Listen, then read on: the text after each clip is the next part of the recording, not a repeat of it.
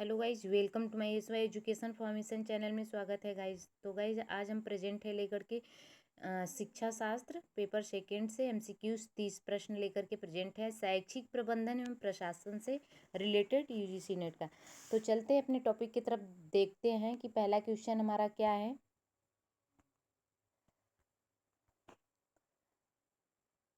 पहले क्वेश्चन की तरफ ध्यान देंगे कि शैक्षिक प्रबंधन एवं प्रशासन में मुख्य रूप से कौन से शब्द प्रयुक्त होते हैं। तो गाइस यहाँ पे इसमें जो है प्रबंधन, प्रशासन, नेतृत्व, ये तीनों चीज इसमें क्या होते हैं, शामिल होते हैं। तो हमारा डी ऑप्शन दिस करेक्ट हो जाएंगे। सेकंड क्वेश्चन की तरफ ध्यान देंगे कि इसमें जो है किसमें शिक्षा से जुड़े हुए भौतिक एवं मानवीय सभी प्रकार के घटक आ जाते हैं। तो यहाँ पर शैक्षिक प्रबंधन में तो डी ऑप्शन दिस करेक्ट हो जाएंगे।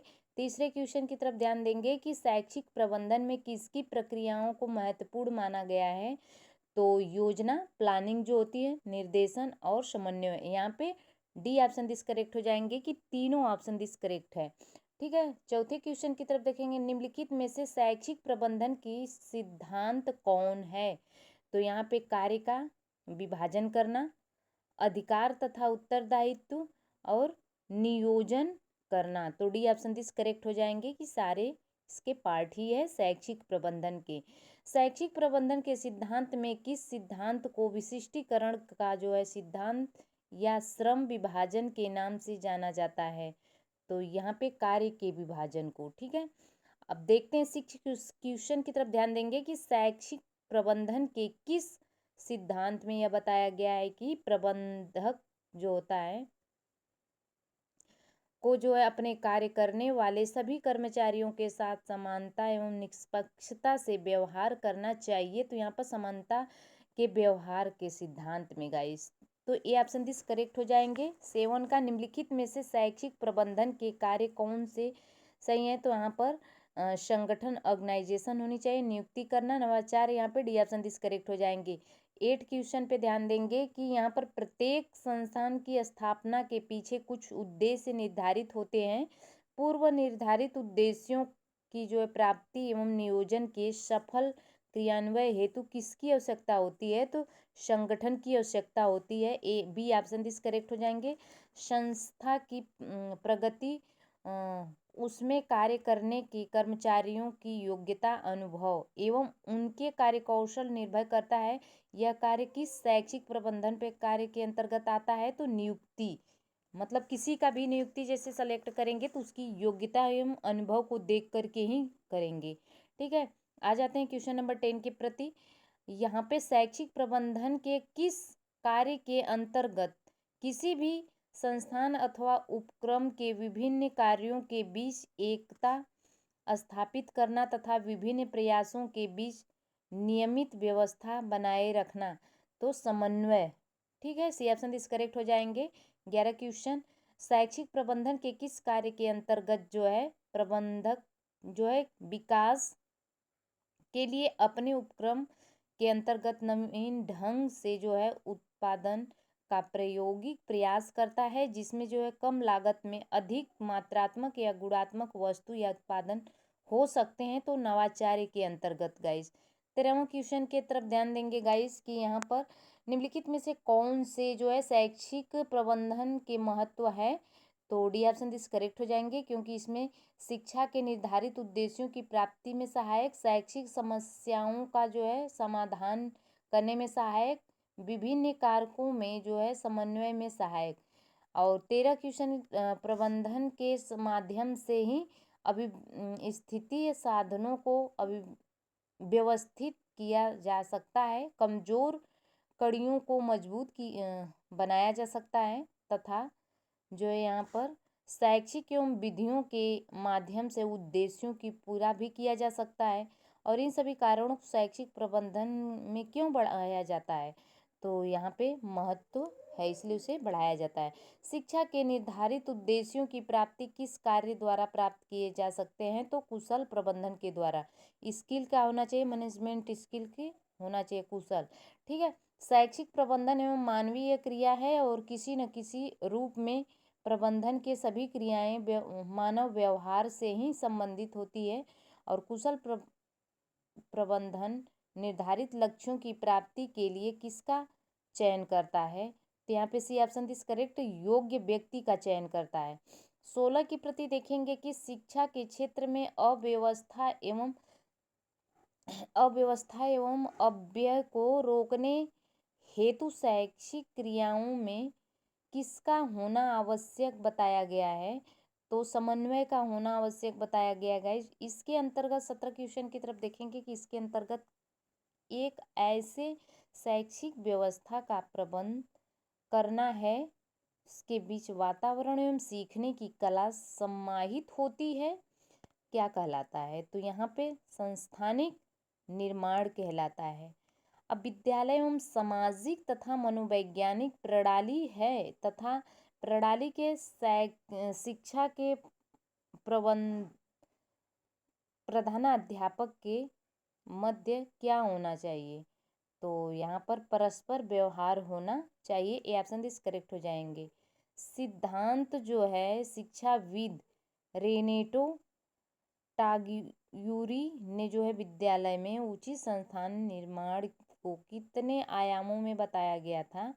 तो इसके 6 आयाम बताए गए थे गाइस। एक सेकेंड, 19 क्वेश्चन पे एक बार देखेंगे, इसका ऑप्शन सी हो जाएगा। ठीक है, तो 4 आयाम यहाँ पे। 20 के प्रति देखेंगे कि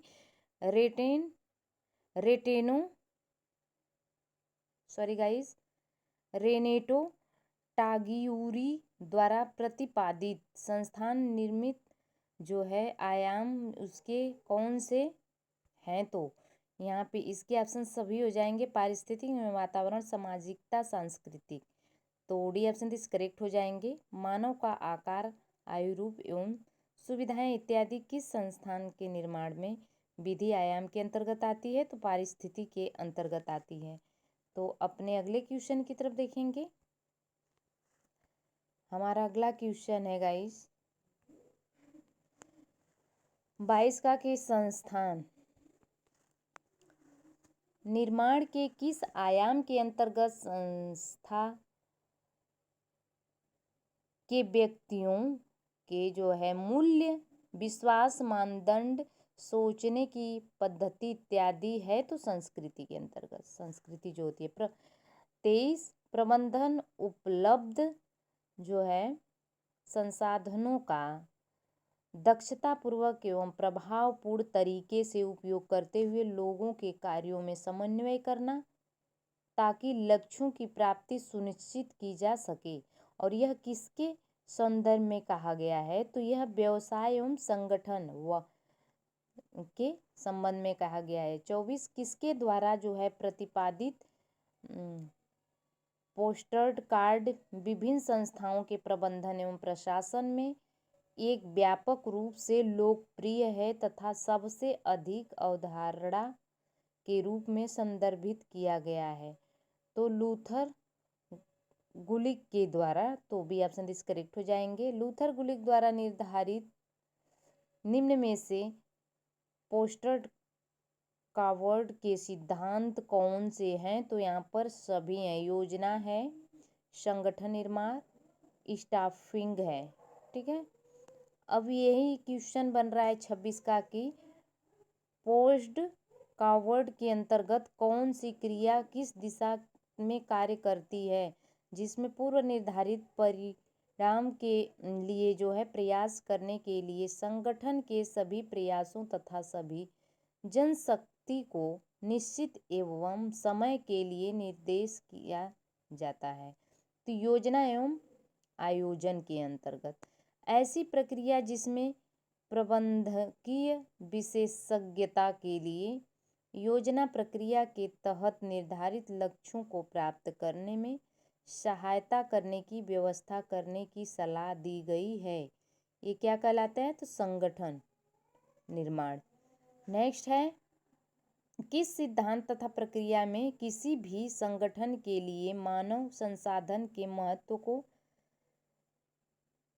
पारदर्शिता के विशिष्ट नौकरियों के लिए भर्ती प्रशिक्षण एवं सही प्रकार के कर्मचारियों को बनाए रखने जैसी प्रक्रिया की रूपरेखा तैयार करता है। तो स्टाफिंग, ये ऑप्शन 30 करेक्ट हो जाएंगे। 29 का देखते हैं कि वर्ष 1970 में सार्वजनिक क्षेत्र प्रबंधकों के लिए सर्वोत्तम अभ्यास मानकों को बेहतर बनाने एवं आगे बढ़ाने के उद्देश्य से किस देश द्वारा प्रमाणित सार्वजनिक प्रबंधन सीपीएम को स्थापित किया गया था? तो संयुक्त राज्य अमेरिका।